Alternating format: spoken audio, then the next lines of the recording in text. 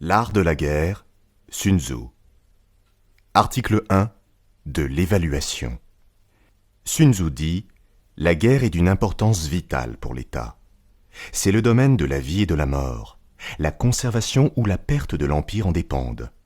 Il est impérieux de le bien régler. » Ne pas faire de sérieuses réflexions sur ce qui le concerne, c'est faire preuve d'une coupable indifférence pour la conservation ou pour la perte de ce qu'on a de plus cher, et c'est ce qu'on ne doit pas trouver parmi nous. 5 choses principales doivent faire l'objet de nos continuelles méditations et de tous nos soins, comme le font ces grands artistes qui, lorsqu'ils entreprennent quelque chef-d'œuvre, ont toujours présent à l'esprit le but qu'ils se proposent, mettent à profit tout ce qu'ils voient, tout ce qu'ils entendent, ne négligent rien pour acquérir de nouvelles connaissances et tous les secours qui peuvent les conduire heureusement à leur fin. Si nous voulons que la gloire et les succès accompagnent nos armes, nous ne devons jamais perdre de vue la doctrine, le temps, l'espace, le commandement, la discipline. La doctrine fait naître l'unité de pensée. Elle nous inspire une même manière de vivre et de mourir, et nous rend intrépides et inébranlables dans les malheurs et dans la mort. Si nous connaissons bien le temps, nous n'ignorerons point ces 2 grands principes yin et yang par lesquels toutes les choses naturelles sont formées, et par lesquels les éléments reçoivent leurs différentes modifications. Nous saurons le temps de leur union et de leur mutuel concours pour la production du froid, du chaud, de la sérénité ou de l'intempérie de l'air. L'espace n'est pas moins digne de notre attention que le temps. Étudions-le bien, et nous aurons la connaissance du haut et du bas, du loin comme du près, du large et de l'étroit, de ce qui demeure et de ce qui ne fait que passer. J'entends par commandement l'équité, l'amour pour ceux en particulier qui nous sont soumis et pour tous les hommes en général, la science des ressources, le courage et la valeur, la rigueur. Telles sont les qualités qui doivent caractériser celui qui est revêtu de la dignité de général, vertus nécessaires pour l'acquisition desquelles nous ne devons rien négliger. Seules, elles peuvent nous mettre en état de marcher dignement à la tête des autres. Aux connaissances dont je viens de parler, il faut ajouter celle de la discipline. Posséder l'art de ranger les troupes, n'ignorer aucune des lois de la subordination et les faire observer à la rigueur. Être instruit des devoirs particuliers de chacun de nos subalternes. Savoir connaître les différents chemins par où on peut arriver à un même terme. Ne pas dédaigner d'entrer dans un détail exact de toutes les choses qui peuvent servir et se mettre au fait de chacune d'elles en particulier. Tout cela ensemble forme un corps de discipline dont la connaissance pratique ne doit point échapper à la sagacité ni aux attentions d'un général. Vous donc que le choix du prince à placer à la tête des armées, jetez les fondements de votre science militaire sur les 5 principes que je viens d'établir. La victoire suivra partout vos pas. Vous n'éprouverez au contraire que les plus honteuses défaites si, par ignorance ou par présomption, vous venez à les omettre ou à les rejeter. Les connaissances que je viens d'indiquer vous permettront de discerner parmi les princes qui gouvernent le monde celui qui a le plus de doctrine et de vertu. Vous connaîtrez les grands généraux qui peuvent se trouver dans les différents royaumes, de sorte que vous pourrez conjecturer assez sûrement quel est celui des 2 antagonistes qui doit l'emporter. Et si vous devez entrer vous-même en lice, vous pourrez raisonnablement vous flatter de devenir victorieux. Ces mêmes connaissances vous feront prévoir les moments les plus favorables, le temps et l'espace étant conjugués pour ordonner le mouvement des troupes et les itinéraires qu'elles devront suivre, et dont vous réglerez à propos toutes les marches. Vous ne commencerez ni ne terminerez jamais la campagne hors de saison. Vous connaîtrez le fort et le faible, tant de ceux qu'on aura confiés à vos soins que des ennemis que vous aurez à combattre. Vous saurez en quelle quantité et dans quel état se trouveront les munitions de guerre et de bouche des 2 armées. Vous distribuerez les récompenses avec libéralité, mais avec choix. Et vous n'épargnerez pas les châtiments quand il en sera besoin. Admirateurs de vos vertus et de vos capacités, les officiers généraux placés sous votre autorité vous serviront autant par plaisir que par devoir.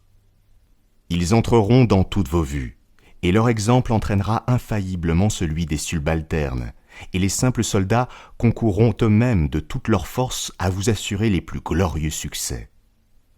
Estimez, respectez, chéris des vôtres. Les peuples voisins viendront avec joie se ranger sous les étendards du prince que vous servez, ou pour vivre sous ses lois, ou pour obtenir simplement sa protection. Également instruits de ce que vous pourrez, et de ce que vous ne pourrez pas, vous ne formerez aucune entreprise qui ne puisse être menée à bonne fin. Vous verrez avec la même pénétration ce qui sera loin de vous comme ce qui se passera sous vos yeux, et ce qui se passera sous vos yeux comme ce qui en est le plus éloigné. Vous profiterez de la dissension qui surgit chez vos ennemis pour attirer les mécontents dans votre parti en ne leur ménageant ni les promesses, ni les dons, ni les récompenses. Si vos ennemis sont plus puissants et plus forts que vous, vous ne les attaquerez point. Vous éviterez avec un grand soin ce qui peut conduire à un engagement général. Vous cacherez toujours avec une extrême attention l'état où vous vous trouverez. Il y aura des occasions où vous vous abaisserez et d'autres où vous affecterez d'avoir peur. Vous feindrez quelquefois d'être faible, afin que vos ennemis, ouvrant la porte à la présomption et à l'orgueil, viennent ou vous attaquer mal à propos, ou se laissent surprendre eux-mêmes et tailler en pièces honteusement. Vous ferez en sorte que ceux qui vous sont inférieurs ne puissent jamais pénétrer vos desseins. Vous tiendrez vos troupes toujours alertes, toujours en mouvement et dans l'occupation, pour empêcher qu'elles ne se laissent amollir par un honteux repos. Si vous prêtez quelque intérêt aux avantages de mes plans, faites en sorte de créer des situations qui contribuent à leur accomplissement. J'entends par situation que le général agisse à bon escient, en harmonie avec ce qui est avantageux, et par là même dispose de la maîtrise de l'équilibre. Toute campagne guerrière doit être réglée sur le semblant. Feignez le désordre, ne manquez jamais d'offrir un appât à l'ennemi pour le leurrer, simulez l'infériorité pour encourager son arrogance, sachez attiser son courroux pour mieux le plonger dans la confusion, sa convoitise le lancera sur vous pour s'y briser. Hâtez vos préparatifs lorsque vos adversaires se concentrent, là où ils sont puissants, évitez-les. Plongez l'adversaire dans d'inextricables épreuves et prolongez son épuisement en vous tenant à distance. Veillez à fortifier vos alliances au dehors et à affermir vos positions au dedans par une politique de soldats paysans. Quel regret que de tout risquer en un seul combat, en négligeant la stratégie victorieuse et faire dépendre le sort de vos armes d'une unique bataille? Lorsque l'ennemi est uni, divisez-le et attaquez là où il n'est point préparé, en surgissant lorsqu'il ne vous attend point. Telles sont les clés stratégiques de la victoire, mais prenez garde de ne point les engager par avance. Que chacun se représente les évaluations faites dans le temple avant les hostilités comme des mesures. Elles disent la victoire lorsqu'elles démontrent que votre force est supérieure à celle de l'ennemi. Elles indiquent la défaite lorsqu'elles démontrent qu'il est inférieur en force. Considérez qu'avec de nombreux calculs, on peut remporter la victoire. Redoutez leur insuffisance. Combien celui qui n'en fait point a peu de chances de gagner? C'est grâce à cette méthode que j'examine la situation et l'issue apparaîtra clairement. Article 11. Des 9 sortes de terrains. Sun Tzu dit: il y a 9 sortes de lieux qui peuvent être à l'avantage ou au détriment de l'une ou de l'autre armée. 1. Des lieux de division ou de dispersion. 2. Des lieux légers. 3. Des lieux qui peuvent être disputés. 4. Des lieux de réunion. 5. Des lieux pleins et unis. 6. Des lieux à plusieurs issues. 7. Des lieux graves et importants. 8. Des lieux gâtés ou détruits. 9. Des lieux de mort. 1. J'appelle lieux de division ou de dispersion ceux qui sont près des frontières dans nos possessions. Des troupes qui se tiendraient longtemps sans nécessité au voisinage de leur foyer sont composées d'hommes qui ont plus envie de perpétuer leur race que de s'exposer à la mort. À la première nouvelle qui se répandra de l'approche des ennemis ou de quelque prochaine bataille, le général ne saura quel parti prendre, ni à quoi se déterminer quand il verra ce grand appareil militaire se dissiper et s'évanouir comme un nuage poussé par les vents. 2. J'appelle lieux légers ou de légèreté ceux qui sont près des frontières, mais pénètrent par une brèche sur les terres des ennemis. Ces sortes de lieux n'ont rien qui puisse fixer. On peut regarder sans cesse derrière soi, et le retour étant trop aisé, il fait naître le désir de l'entreprendre à la première occasion. L'inconstance et le caprice trouvent infailliblement de quoi se contenter. 3. Les lieux qui sont à la bienséance des deux armées, où l'ennemi peut trouver son avantage aussi bien que nous pouvons trouver le nôtre, où l'on peut faire un campement dont la position, indépendamment de son utilité propre, peut nuire aux parties opposées et traverser quelques-unes de ses vues. Ces sortes de lieux peuvent être disputés. Ils doivent même l'être. Ce sont là des terrains clés. 4. Par les lieux de réunion, j'entends ceux où nous ne pouvons guère manquer de nous rendre et dans lesquels l'ennemi ne saurait presque manquer de se rendre aussi. Ceux encore où l'ennemi, aussi à portée de ses frontières que vous l'êtes des vôtres, trouverait, ainsi que vous, sa sûreté en cas de malheur, ou les occasions de suivre sa bonne fortune s'il avait d'abord du succès. Ce sont là des lieux qui permettent d'entrer en communication avec l'armée ennemie, ainsi que les zones de repli. 5. Les lieux que j'appelle simplement pleins et unis sont ceux qui, par leur configuration et leur dimension, permettent leur utilisation par les deux armées. Mais parce qu'ils sont au plus profond du territoire ennemi, ne doivent pas vous inciter à livrer bataille, à moins que la nécessité ne vous y contraigne, ou que vous n'y soyez forcé par l'ennemi, qui ne vous laisserait aucun moyen de pouvoir l'éviter. 6. Les lieux à plusieurs issues, dont je veux parler ici, sont ceux en particulier qui permettent la jonction entre les différents États qui les entourent. Ces lieux forment le nœud des différents secours que peuvent apporter les princes voisins à celle des deux parties qui leur plaira de favoriser. 7. Les lieux que je nomme graves et importants sont ceux qui, placés dans les États ennemis, présentent de tous côtés des villes, des forteresses, des montagnes, des défilés, des eaux, des ponts à passer, des campagnes arides à traverser ou telle autre chose de cette nature. 8. Les lieux où tout serait à l'étroit, où une partie de l'armée ne serait pas à portée de voir l'autre ni de la secourir, où il y aurait des lacs, des marais, des torrents ou quelques mauvaises rivières, où l'on ne saurait marcher qu'avec de grandes fatigues et beaucoup d'embarras, où l'on ne pourrait aller que par peloton, sont ceux que j'appelle gâtés ou détruits. 9. Enfin, par des lieux de mort, j'entends tous ceux où l'on se trouve tellement réduit que quelque parti que l'on prenne, on est toujours en danger. J'entends des lieux dans lesquels, si l'on combat, on court évidemment le risque d'être battu, dans lesquels, si l'on reste tranquille, on se voit sur le point de périr de faim, de misère ou de maladie. Des lieux, en un mot, où l'on ne saurait rester, où l'on ne peut survivre que très difficilement en combattant avec le courage du désespoir. Telles sont les 9 sortes de terrains dont j'avais à vous parler. Apprenez à les connaître pour vous en défier ou pour en tirer parti.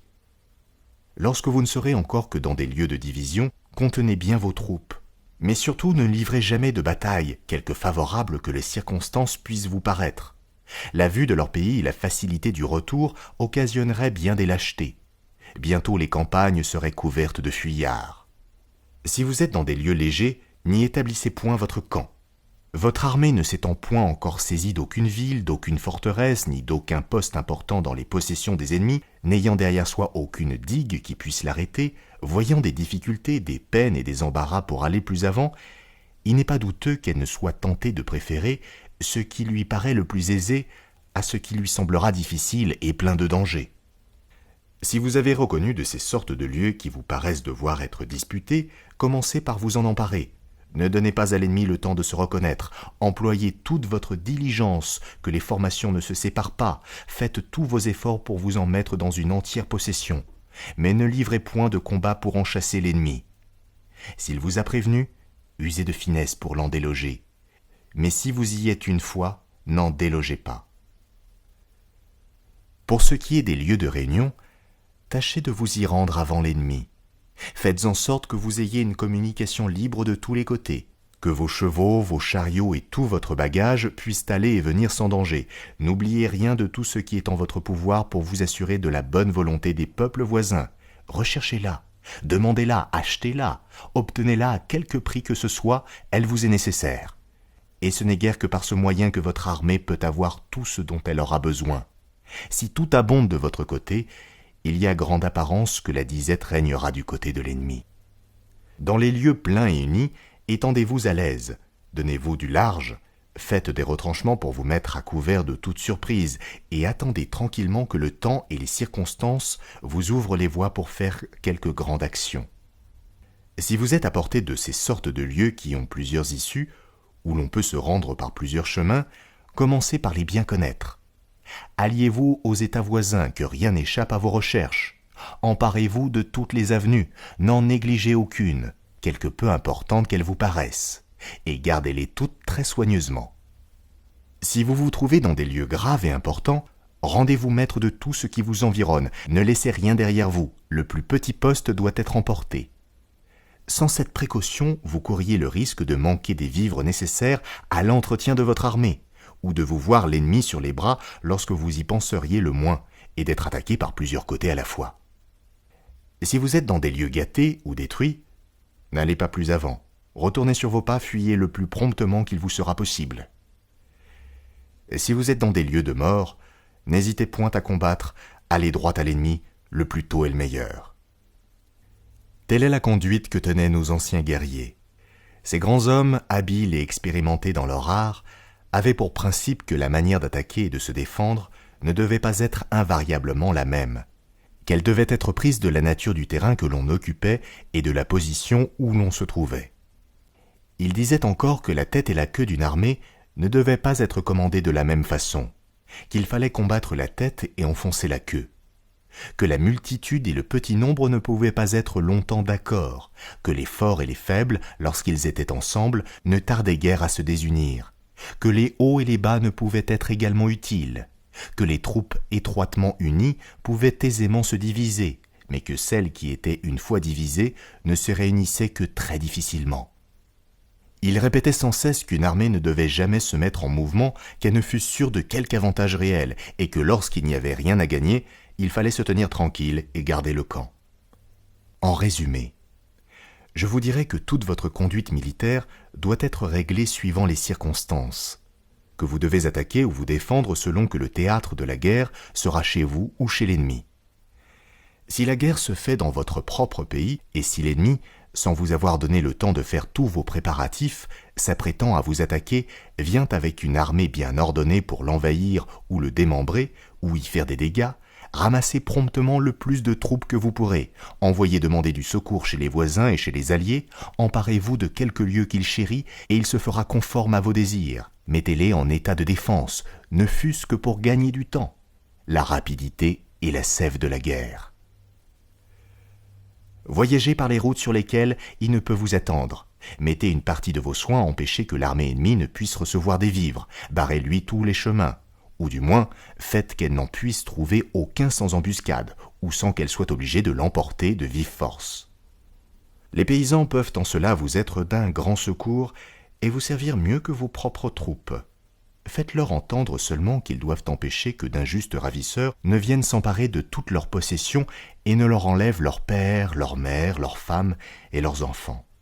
Ne vous tenez pas seulement sur la défensive, envoyez des partisans pour enlever des convois, harceler, fatiguer, attaquer tantôt d'un côté, tantôt de l'autre. Forcez votre injuste agresseur à se repentir de sa témérité. Contraignez-le de retourner sur ses pas, n'emportant pour tout butin que la honte de n'avoir pu réussir. Si vous faites la guerre dans les pays ennemis, ne divisez vos troupes que très rarement, ou mieux encore, ne les divisez jamais, qu'elles soient toujours réunies et en état de se secourir mutuellement. Ayez soin qu'elles ne soient jamais que dans des lieux fertiles et abondants. Si elles venaient à souffrir de la faim, la misère et les maladies feraient bientôt plus de ravages parmi elles que ne le pourrait faire dans plusieurs années le fer de l'ennemi. Procurez-vous pacifiquement tous les secours dont vous aurez besoin. N'employez la force que lorsque les autres voies auront été inutiles. Faites en sorte que les habitants des villages et de la campagne puissent trouver leurs intérêts à venir d'eux-mêmes vous offrir leurs denrées.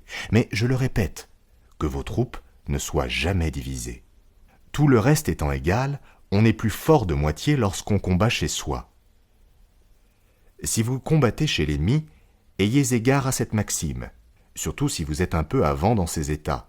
Conduisez alors votre armée entière. Faites toutes vos opérations militaires dans le plus grand secret. Je veux dire qu'il faut empêcher qu'aucun ne puisse pénétrer vos desseins. Il suffit qu'on sache ce que vous voulez faire quand le temps de l'exécuter sera arrivé. Il peut arriver que vous soyez réduit quelquefois à ne savoir où aller, ni de quel côté vous tourner. Dans ce cas, ne précipitez rien. Attendez tout du temps et des circonstances. Soyez inébranlable dans le lieu où vous êtes. Il peut arriver encore que vous vous trouviez engagé mal à propos. Gardez-vous bien alors de prendre la fuite. Elle causerait votre perte. Périssez plutôt que de reculer. vous périrez au moins glorieusement. Cependant, faites bonne contenance. Votre armée, accoutumée à ignorer vos desseins, ignorera pareillement le péril qui la menace.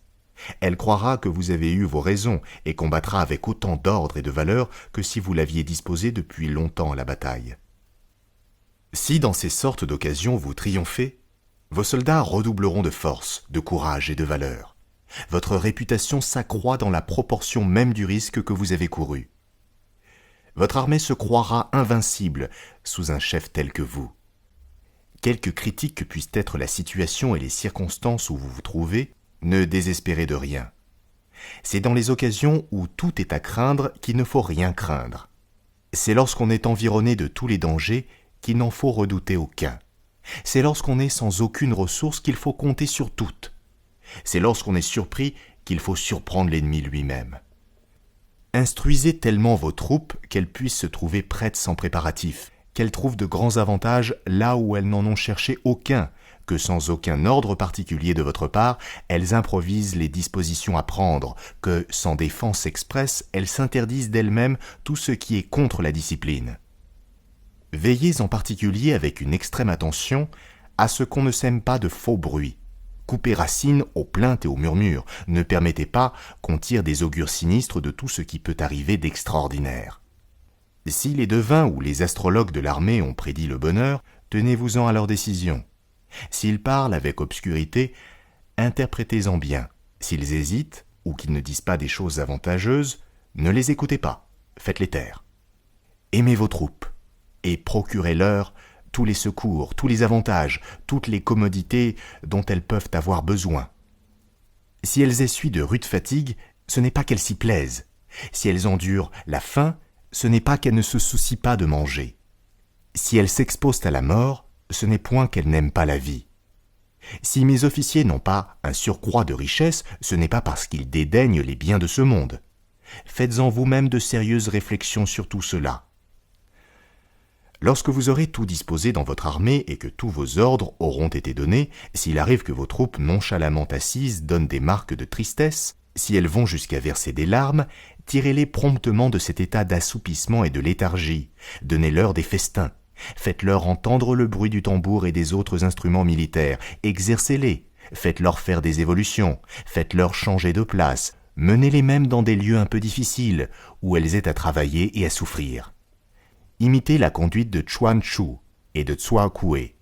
Vous changerez le cœur de vos soldats, vous les accoutumerez au travail, ils s'endurciront, rien ne leur coûtera dans la suite. Les quadrupèdes regiment quand on les charge trop, ils deviennent inutiles quand ils sont forcés. Les oiseaux, au contraire, veulent être forcés pour être d'un bon usage. Les hommes tiennent un milieu entre les uns et les autres. Il faut les charger, mais non pas jusqu'à les accabler. Il faut même les forcer, mais avec discernement et mesure. Si vous voulez tirer un bon parti de votre armée, si vous voulez qu'elle soit invincible, faites qu'elle ressemble au Chuezhen. Le Chuezhen est une espèce de gros serpent qui se trouve dans la montagne de Chanchan. Si l'on frappe sur la tête de ce serpent, à l'instant sa queue va au secours et se recourbe jusqu'à la tête. Qu'on le frappe sur la queue, la tête s'y trouve dans le moment pour la défendre. Qu'on le frappe sur le milieu ou sur quelque autre partie de son corps, sa tête et sa queue s'y trouvent d'abord réunies. Mais cela peut-il être pratiqué par une armée ? Dira peut-être quelqu'un. Oui, cela se peut, cela se doit, et il le faut. Quelques soldats du royaume de Wu se trouvèrent un jour à passer une rivière en même temps que d'autres soldats du royaume de Yue la passaient aussi. Un vent impétueux souffla, les barques furent renversées et les hommes auraient tous péri, s'ils ne se fussent aidés mutuellement. Ils ne pensèrent pas alors qu'ils étaient ennemis. Ils se rendirent au contraire tous les offices qu'on pouvait attendre d'une amitié tendre et sincère. Ils coopérèrent comme la main droite avec la main gauche. Je vous rappelle ce trait d'histoire pour vous faire entendre que non seulement les différents corps de votre armée doivent se secourir mutuellement, mais encore qu'il faut que vous secouriez vos alliés, que vous donniez même du secours aux peuples vaincus qui en ont besoin, car s'ils vous sont soumis, c'est qu'ils n'ont pas pu faire autrement. Si leur souverain vous a déclaré la guerre, ce n'est pas de leur faute. Rendez-leur des services, ils auront leur tour pour vous en rendre aussi. En quelque pays que vous soyez, quel que soit le lieu que vous occupiez, si dans votre armée il y a des étrangers ou si parmi les peuples vaincus, vous avez choisi des soldats pour grossir le nombre de vos troupes, ne souffrez jamais que dans les corps qu'ils composent, ils soient ou les plus forts ou en majorité. Quand on attache plusieurs chevaux à un même pieu, on se garde bien de mettre ceux qui sont indomptés, ou tous ensemble, ou avec d'autres en moindre nombre qu'eux. Ils mettraient tout en désordre, mais lorsqu'ils sont domptés, ils suivent aisément la multitude. Dans quelque position que vous puissiez être, si votre armée est inférieure à celle des ennemis, votre seule conduite, si elle est bonne, peut la rendre victorieuse. Il n'est pas suffisant de compter sur les chevaux boiteux et les chariots embourbés. Mais à quoi vous servirait d'être placé avantageusement si vous ne saviez pas tirer parti de votre position? À quoi servent la bravoure sans la prudence, la valeur sans la ruse? Il n'est en état de tirer parti de tout que parce qu'il fait toutes ses opérations avec le plus grand secret, qu'il sait conserver son sang-froid et qu'il gouverne avec droiture, de telle sorte néanmoins que son armée a sans cesse les oreilles trompées et les yeux fascinés. Il sait si bien que ses troupes ne savent jamais ce qu'elles doivent faire, ni ce qu'on doit leur commander. Si les événements changent, il change de conduite. Si ses méthodes, ses systèmes ont des inconvénients, il les corrige toutes les fois qu'il le veut et comme il le veut. Si ses propres gens ignorent ses desseins, comment les ennemis pourraient-ils les pénétrer? Un habile général sait d'avance tout ce qu'il doit faire. Tout autre que lui doit l'ignorer absolument. Telle était la pratique de ceux de nos anciens guerriers qui se sont le plus distingués dans l'art sublime du gouvernement. Voulaient-ils prendre une ville d'assaut? Ils n'en parlaient que lorsqu'ils étaient au pied des murs. Ils montaient les premiers, tout le monde les suivait. Et lorsqu'on était logé sur la muraille, ils faisaient rompre toutes les échelles.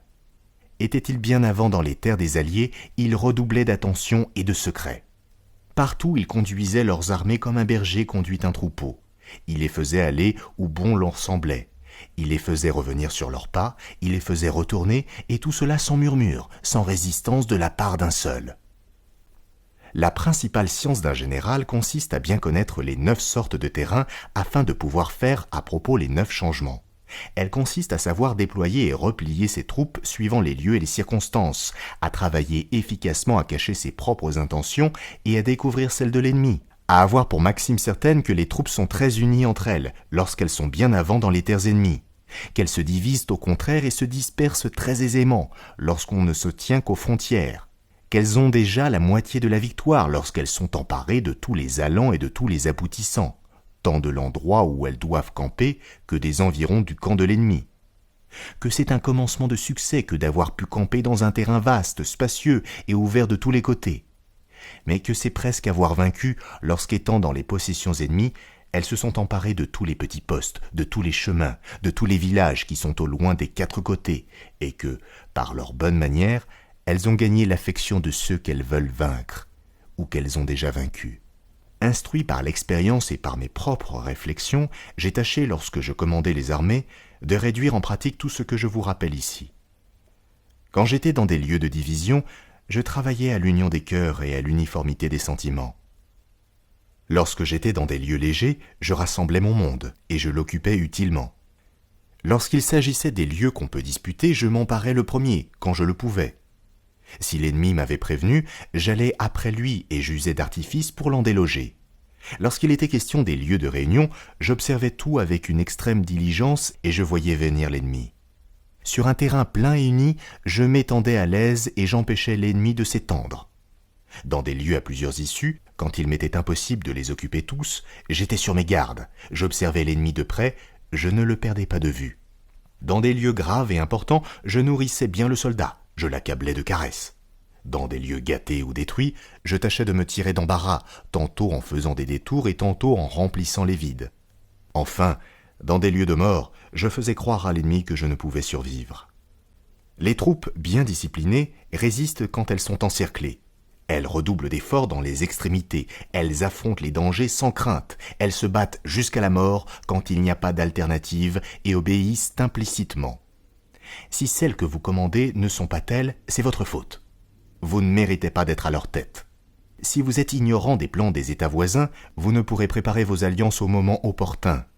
Si vous ne savez pas en quel nombre sont les ennemis contre lesquels vous devez combattre, si vous ne connaissez pas leurs forts et leurs faibles, vous ne ferez jamais les préparatifs, ni les dispositions nécessaires pour la conduite de votre armée. Vous ne méritez pas de commander. Si vous ignorez où il y a des montagnes et des collines, des lieux secs ou humides, des lieux escarpés ou pleins de défilés, des lieux marécageux ou pleins de périls, vous ne sauriez donner des ordres convenables, vous ne sauriez conduire votre armée, vous êtes indigne de commander. Si vous ne connaissez pas tous les chemins, si vous n'avez pas soin de vous munir de guides sûrs et fidèles pour vous conduire par les routes que vous ignorez, vous ne parviendrez pas au terme que vous vous proposez, vous serez la dupe des ennemis, vous ne méritez pas de commander. Lorsqu'un grand hégémonique attaque un État puissant, il fait en sorte qu'il soit impossible à l'ennemi de se concentrer. Il intimide l'ennemi et empêche ses alliés de se joindre à lui. Il s'ensuit que le grand hégémonique ne combat pas des combinaisons puissantes d'États et ne nourrit pas le pouvoir d'autres États. Il s'appuie pour la réalisation de ses buts sur sa capacité d'intimider ses opposants et ainsi il peut prendre les villes ennemies et renverser l'État de l'ennemi. Si vous ne savez pas combiner 4 et 5 tout à la fois, vos troupes ne seraient allées de pair avec celles des vassaux et des feudataires. Lorsque les vassaux et les feudataires avaient à faire la guerre contre quelques grands princes, ils s'unissaient entre eux, ils tâchaient de troubler tout l'univers, ils mettaient dans leur parti le plus de monde qui leur était possible, ils recherchaient surtout l'amitié de leurs voisins, ils l'achetaient même bien cher s'il le fallait. Ils ne donnaient pas à l'ennemi le temps de se reconnaître, encore moins celui d'avoir recours à ses alliés et de rassembler toutes ses forces. Ils l'attaquaient lorsqu'il n'était pas encore en état de défense. Aussi, s'il faisait le siège d'une ville, ils s'en rendaient maîtres à coup sûr. S'ils voulaient conquérir une province, elle était à eux. Quelques grands avantages qu'ils se fussent d'abord procurés. Ils ne s'endormaient pas. Ils ne laissaient jamais leur armée s'amollir par l'oisiveté ou la débauche. Ils entretenaient une exacte discipline. Ils les punissaient sévèrement quand les cas l'exigeaient, et ils donnaient libéralement des récompenses lorsque les occasions le demandaient. Outre les lois ordinaires de la guerre, ils en faisaient de particulières, suivant les circonstances des temps et des lieux. Voulez-vous réussir ? Prenez pour modèle de votre conduite celle que je viens de vous tracer. Regardez votre armée comme un seul homme que vous seriez chargé de conduire. Ne lui motivez jamais votre manière d'agir. Faites-lui savoir exactement tous vos avantages, mais cachez-lui avec grand soin jusqu'à la moindre de vos pertes. Faites toutes vos démarches dans le plus grand secret. Placez-les dans une situation périlleuse et elles survivront. Disposez-les sur un terrain de mort et elles vivront, car lorsque l'armée est placée dans une telle situation, elle peut faire sortir la victoire des revers. Accordez des récompenses sans vous préoccuper des usages habituels, publiez des ordres sans respect des précédents, ainsi vous pourrez vous servir de l'armée entière comme d'un seul homme. Éclairez toutes les démarches de l'ennemi, ne manquez pas de prendre les mesures les plus efficaces pour pouvoir vous assurer de la personne de leur général. Faites tuer leur général, car vous ne combattez jamais que contre des rebelles. Le nœud des opérations militaires dépend de votre faculté de faire semblant de vous conformer aux désirs de votre ennemi. Ne divisez jamais vos forces. La concentration vous permet de tuer son général, même à une distance de 1000 lieues. Là se trouve la capacité d'atteindre votre objet d'une manière ingénieuse. Lorsque l'ennemi vous offre une opportunité, saisissez-en vite l'avantage. Anticipez-le en vous rendant maître de quelque chose qui lui importe et avancez suivant un plan fixé secrètement. La doctrine de la guerre consiste à suivre la situation de l'ennemi afin de décider de la bataille. Dès que votre armée sera hors des frontières, faites enfermer les avenues, déchirez les instructions qui sont entre vos mains, et ne souffrez pas qu'on écrive ou qu'on reçoive des nouvelles. Rompez vos relations avec les ennemis, assemblez votre conseil et exhortez-le à exécuter le plan. Après cela, allez à l'ennemi. Avant que la campagne soit commencée, soyez comme une jeune fille qui ne sort pas de la maison. Elle s'occupe des affaires du ménage, elle a soin de tout préparer, elle voit tout, elle entend tout, elle fait tout, elle ne se mêle d'aucune affaire en apparence. La campagne une fois commencée, vous devez avoir la promptitude d'un lièvre qui, se trouvant poursuivi par des chasseurs, tâcherait par 1000 détours de trouver enfin son gîte pour s'y réfugier en sûreté.